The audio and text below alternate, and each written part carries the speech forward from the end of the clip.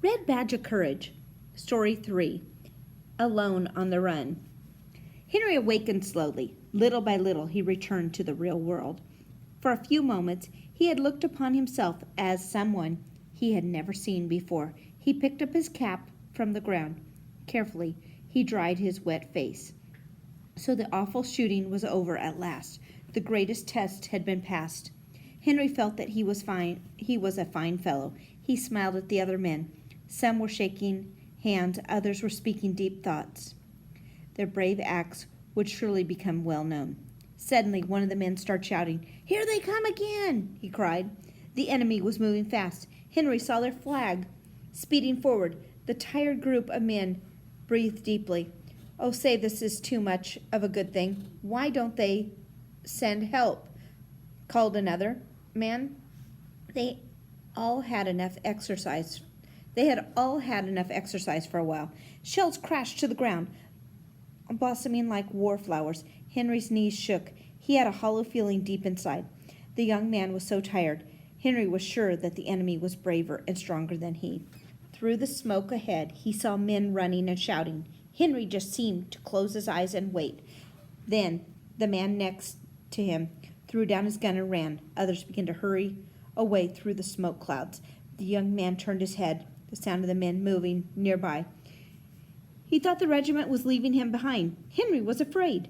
He screamed and turned around. He began to speed toward the back. He saw death as his only enemy. Henry heard the sound of footsteps close by. He felt better knowing that he was joined by others. But then the young man stopped. He was alone. Looking ahead, he saw another regiment. This group had begun to line up. Perhaps they were going to exercise. They moved closer to the line of fire. What kind of men were they? Maybe they were very brave, or else they didn't understand the fools. Soon Henry came upon a general on horseback. The young private stayed close by. The horseman spoke to the officer and rode away. The moment later, the general called out wildly, "They've held back the enemy," he shouted. "The 304th has won the fight." Henry was surprised and angry. His regiment had gone on to stop the enemy. He was the only one who ran away. Still, Henry told himself that he had a right to run. After all, he might have been killed if he had stayed. Henry was sure that any smart person would have ran. The young soldier kept moving through the woods. The insects made repeated sounds. The birds flew over his head. The sound of death was far away. It seemed like nature had no ears. Henry threw a pine cone at a happy squirrel. The squirrel ran quickly away. The young private thought. Nature had given him a sign. Nature had shown him that running in the face of danger was all right.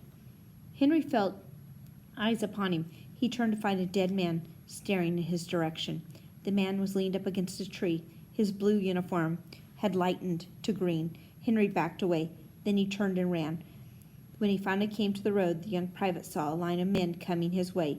Many of the men were badly hurt. He joined the group and walked with them. Henry had not been marching long when a battered soldier came up beside him. The man had been wounded in the head and the arm. He spoke quickly to Henry. "Was it pretty good fighting, wasn't it?" The battered man had to repeat his question one more time. Henry thought for a while. He kept his eyes to the ground. "Yes," he said shortly. Then he began to walk more quickly. The battered man followed. "Where were you hit?" he asked Henry in a gentle way. Henry began to answer, but he tripped on his words. He turned away suddenly and moved through the crowd. Henry's fingers picked at one of his buttons.